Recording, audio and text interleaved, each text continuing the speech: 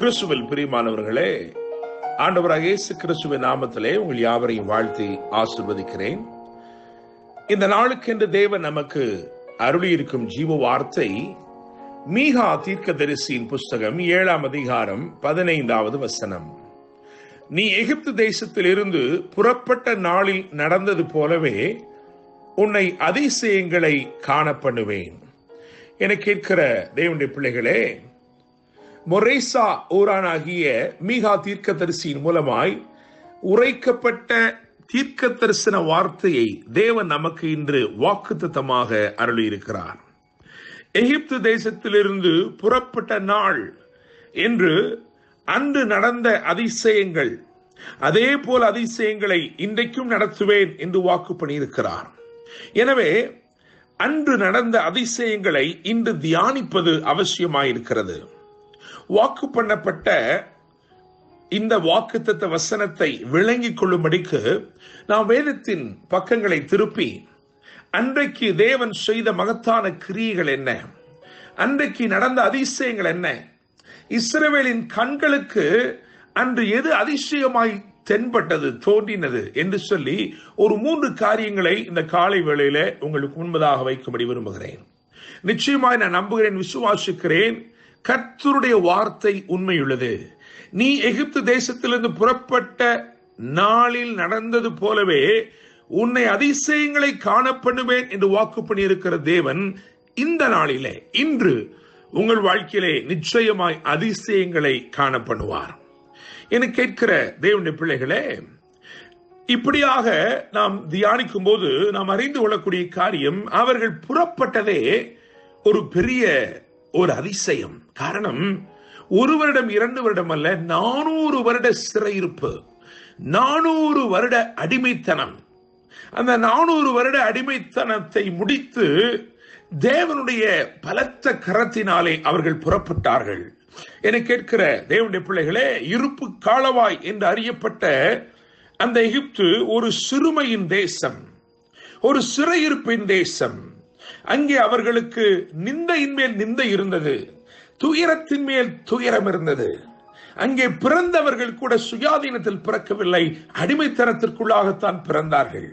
எனவே அப்படிப்பட்ட ஓரிடத்திலிருந்து வாக்கு பண்ணப்பட்ட பாலும் தேனும் ஓடுகிற தேசத்திற்கு நான் உங்களை புறப்பட பண்ணுவேன் என்று கர்த்தர் உரைத்ததே ஒரு பெரிய அதிசயம். அவர்கள் கேள்விப்பட்ட கர்த்தருடைய வார்த்தை நிறைவேறுவதை அன்றைய தினம் கண்டார்களே, களிகூர்ந்து மகிழ்ச்சியோடு புறப்பட்டார்களே. அந்த முதலாவது அதிசயம் அந்த விடுதலை தான் தேவனுடைய பிள்ளைகளே. எனவே இந்த நாளிலும் முதல் அதிசயம் என்று நான் எதை குறிப்பிட விரும்புகிறேன் என்று சொன்னால், வாக்கு பண்ணப்பட்ட விடுதலை.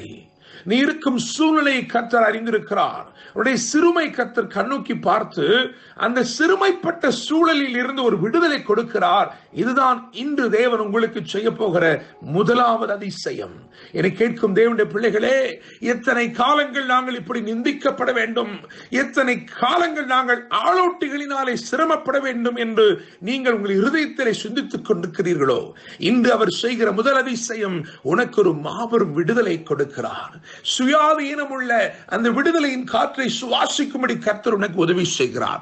இதுதான் முதலாவது அதிசயம். இரண்டாவது அதிசயமாக யாத்திராகமத்தின் புத்தகம் 12ஆம் அதிகாரம் 12 மற்றும் 13 ஆகிய வசனங்களை வாசித்து பார்க்கும் பொழுது ஒரு வித்தியாசப்படுத்தும் பாதுகாப்பை பார்க்கிறோம்.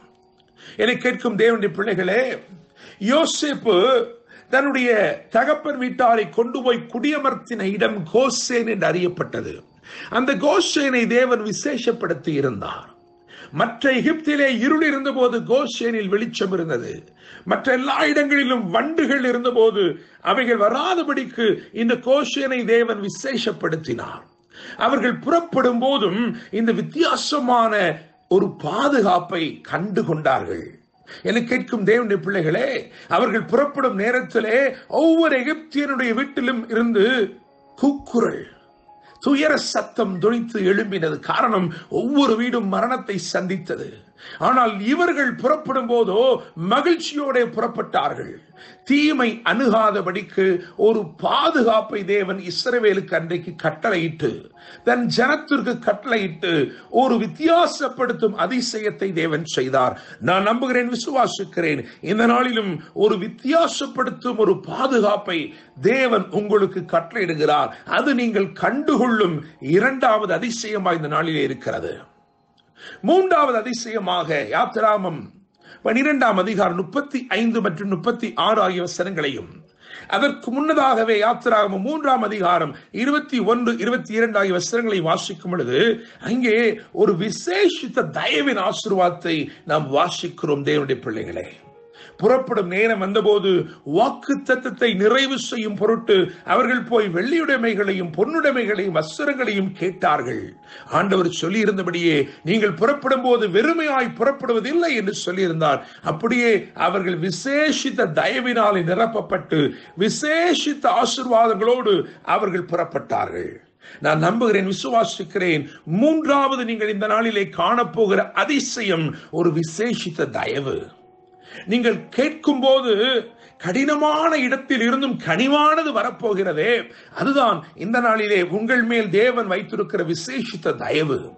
இந்த தயவு உங்களிடத்தில் இருக்கிறபடினால் நீங்கள் கேட்பது வெள்ளியுடைமையாய் இருந்தாலும் பொன்னுடைமையாய் இருந்தாலும் வஸ்திரங்களாய் இருந்தாலும் நிச்சயமாய் அவைகள் உங்களுக்கு கிடைக்கும்.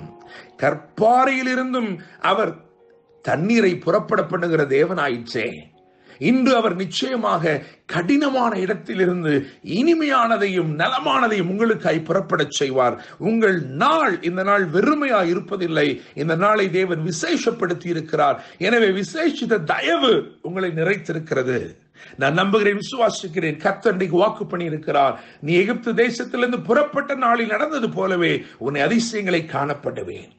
முதலாவது அதிசயம் விடுதலையின் அதிசயம், வாக்கு பண்ணப்பட்ட விடுதலையின் அதிசயம். இரண்டாவது அதிசயம் வித்தியாசப்படுத்தும் பாதுகாப்பின் அதிசயம். மூன்றாவது அதிசயம் விசேஷப்படுத்தும் தயவின் அதிசயம். கர்த்தர் தாமே இந்த வார்த்தைகள் மூலமாய் உங்களை ஆசீர்வதிப்பாராக. என்றும் அன்புடன் pastor Daniel Moses. God bless you.